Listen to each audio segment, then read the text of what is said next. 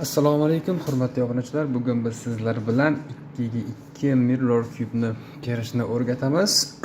Ya'ni bu so'z ko'pchilikka notanish bo'lishi mumkin. Mana bu odatda 2 shakldosh deymiz. Buni inglizcha nomi mirror cube deyiladi. Ya'ni o'zbekchaga prямо tarjima qilganda oyna kubiki deyiladi. Xo'sh. 2 kubik rubikni terishi mana bu usulda buni teramiz. Nimaga? Mana bu kubik rubikni ranglari har xil bo'ladigan bo'lsa, 2 kubik rubikimizda mana bunda shakllari bir xil, ranglari har xil. Mana bunda esa ranglari bir xil, shakllari har xil. Lekin terish uslubiyati bir xil. Azizlar, mana bu kubik rubikni terish uslubiyatlarini o'zbekcha ruscha variantlarini kanalimizga joylab borganmiz. O'sha kubik rubikni terish uslubiyatlarini bemalol o'rganib, mana bu kubik rubikni hech qanaqa muammolarsiz terishingiz mumkin bo'ladi. Bu juda oson. Xo'sh, unda boshladik. Hozir ikkala kubik rubikni ham buzib, boshidan boshlab terishni, ikkalasini ham o'rgatishni boshlaymiz. Mana bunga qarab, buni terishni ko'rsatamiz.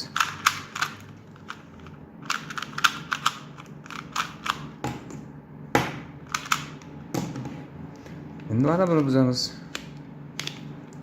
Birinchi o'rinda ushbu qo'limdagi kubik rubikni qanaqa shakldaligini eslab qolishingiz kerak bo'ladi. Mana.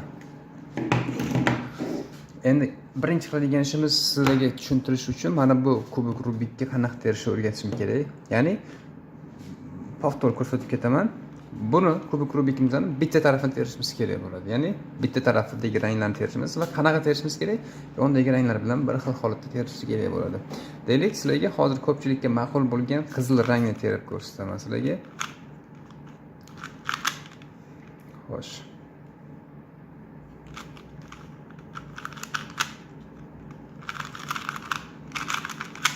Mana. Bizga qizil taraf terildi va yonidagi ranglari bir xil holatda terildi. Bizga shunaqa holatda tera olishimiz kerak edi. Mana bunda esa xuddi shunaqa shakllarni tera olishimiz kerak. Bu yerda sizlarga eng zo'r uslubiyati, eng katta bo'lgan shakllarni bitta joyga yig'sanglar, o'sha bitta taraf terib qoladi yoki eng kichkina bo'lganlari. Qani ketdik, unda biz eng katta taraflardan boshlaymiz. Примерно o'lchab ko'ramiz. Geometrически o'lchab ko'rganimizda mana bu joyga to'g'ri keladimi? Qani bir ko'rib chiqamiz.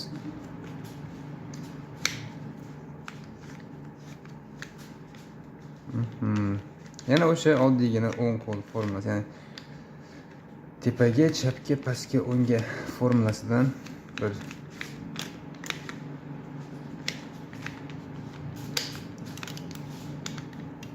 foydalanib ko'ramiz. Mana.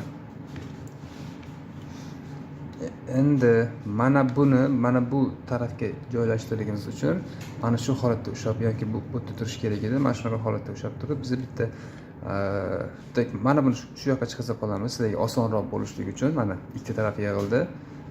Mana bunda ham shunaqa birinchi ikkita taraf yig'ilib, keyin qolgan taraflar yig'iladi va bunda ham xuddi shunaqa. Bunda boyaga 3 kubik rubikni va mana buni terish o'rgatgandek, ya'ni qanaqa qilib to'g'ri chiqaza olish mana bu o'zining joyiga. Mana shu formulani qilamiz, ya'ni pastga, o'ngga, tepaga, chapga, pastga, o'ngga, tepaga, chapga formulasini qilganimizda mana bu holatga kelib qoladi. Endi mana bu bitta kattaroq bo'lgan burchakga, mana bu joyga adashmasam razmeri shunga to'g'ri keladi. Razmerlariga qarab joylashtirishimiz kerak bo'ladi. Mana. Yana o'sha pastga, o'ngga, tepaga, chapga degan formuladan foydalanamiz. Pastga, o'ngga, tepaga, mana ikkalasi bir xil bo'ldi va chapga. Mana bitta tarafini yig'ib bo'ldik. Men katta taraflarni tanlab oldim-da. Bitta tarafini yig'ib oldik. Endi nima qilamiz? Bunda albatta pastga ushlab olib, tepadagi burchaklarni, tepadagi taraflarni moslab chiqishimiz kerak. Faqat qanaqa holatda? Mana bunaqa holatda ko'rsataman sizlarga hozir. Bu yerda nima bo'lishi kerak edi? Esinglarda bo'lsa, mana bu pastdagi ikkita rang tepadagi burchakda bo'lishi kerak. Mana bu ikkita rang tepadagi burchakda bo'lishi kerak. Mana bunda bormi? Yo'q. Bundachi yo'q. Biz xuddi shunaqa ikkita burchakni ushlab olishimiz kerak. Misol qilib ko'rsatadigan bo'lsak, hozir. Mana. Xo'sh. Mana bu ikkala rangimiz, ya'ni oq bilan yashil tepada bor. Oq bilan yashil tepadagi burchagimizda bor. mana bu tegi oq bilan ko'k, tepadagi burchaklarimizda bor mana oq bilan ko'k. Mana shunaqa holatda ushlaymiz. Ya'ni chap tarafimizda turishi kerak bo'ladi bu. Mana bu yerda esa ya'ni oq sariq bilan ko'k bu yoq tarafda joylashgan, yashil bilan sariq esa bu yoq tarafda. Ya'ni buni bu yoqqa ko'chirishimiz kerak, buni bu yoqqa ko'chirishimiz kerak degan formulamiz bor edi. O'sha terish kubik, mana bu kubik terish usulida ko'rsatgandik. O'sha formulani hozir qilamiz mana. Ya'ni ikkita mos burchaklar o'z joyida turadi. To'g'ri burchaklar, ikkita noto'g'ri burchak joyi almashish kerak bo'lgan burchaklar o'ng qo'l tarafimizda turadi. Va mana bunaqa formulani qilishimiz kerak edi. Ya'ni ekran bizga qarab turardi-da. Tepaga, chapga, pastga, o'ngga degan formulani bitta qilardik-da. Shu ekranni buzmagan holatda bitta chapga qaratib, chap qo'l formatini qilib olishimiz kerak edi. Tepaga, chapga, tepaga, o'ngga, pastga, chapga degan formasini qilish shart emas oxirgisini. Shunaqa turgan holatda sizlarga ma'qul bo'ladi. Meni hamma burchaklar o'zining joyiga kelib qoldi. Bu ham. Endi bunda to'g'ri chiqishimiz kerak bo'lardi. Bunda ham xuddi shunaqa biz ikkita burchakni tanlab olishimiz kerak. Ya'ni mos burchaklarni o'zining joyida tura olgan burchaklarni tanlab olishimiz kerak. Xo'sh, mana bitta o'zgartirib ko'rdim. Bu yerda adashmasam, tak. Mana bu joyda turibdi. Shakllariga qarab chiqishimiz kerak. Bu shakli joyida emas, yo'q, chunki mana bu razmer mana bu joyga to'g'ri kelmay qoladi. Bu sal uzunroq, adashmasam shunaqa.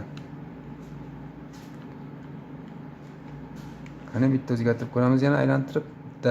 Mana ikkalasi to'g'ri keldi. Ya'ni mana bu o'zining joyida turibdi. Mana buni ko'rib turibsizlar, razmer bo'lib turibdi. Mana bu esa o'zining joyida turibdi burchagida. Qaranglar, kichkinagina burchak. Mana bu kichkinagina burchak joyida turibdi. Endi shu ikkala mos burchaklar chap tarafda turishi kerak edi. Joyini almashtirish kerak bo'lgan burchaklar mana bunda ham o'ng tarafda turishi kerak edi, boya ko'rsatdim. Mana bu joyda emas.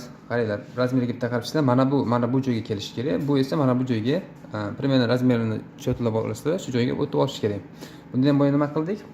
Mana shunaqa o'xshab olgan holatda ikkita chapi o'zimizga chap tarafimizda ikkita joyini almashtirish kerak bo'lgan burchaklar o'ng tarafda turadi va bitta tepaga, chapga, pastga, o'ngga qilishimiz kerak edi. Keyin shu ekranni bitta burib tepaga, o'ngga, pastga bo'lish kerak. Shu chapga degan formulani qilishimiz shart emas edi.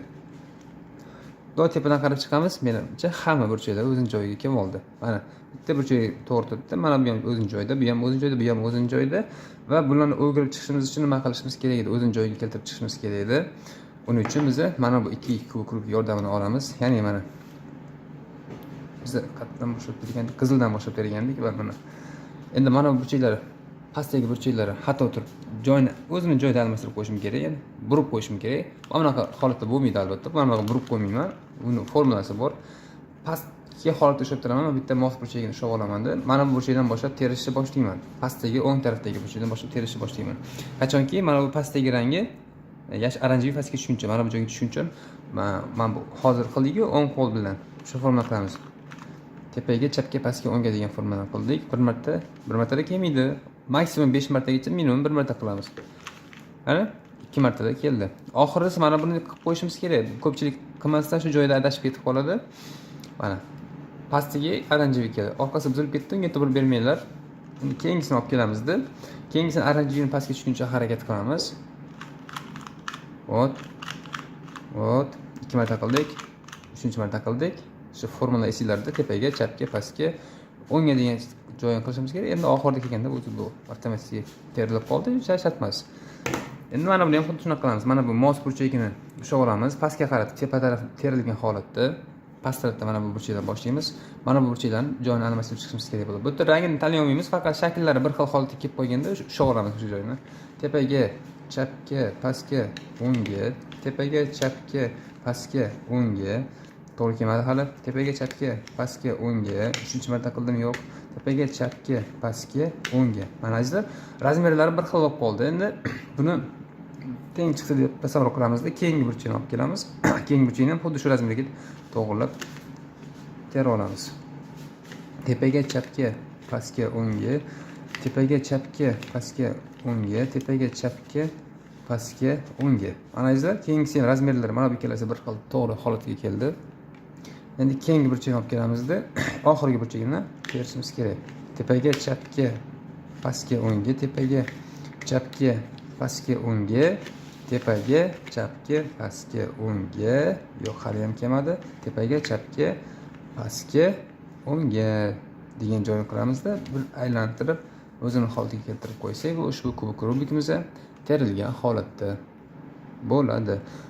E'tiborli uchun kattakon rahmat azizlar. Ushbu kubik rubikni terishlarga yoqqan bo'lsa, albatta like tugmachasini bosib qo'ysanglar, bu videomiz ko'pchilikni ko'rishiga sababchi bo'lgan bo'lasizlar. Agar kanalimizga yangi bo'lsanglar, podpisatsiya tugmachasini bosib qo'yinglar. E'tiborli uchun kattakon rahmat.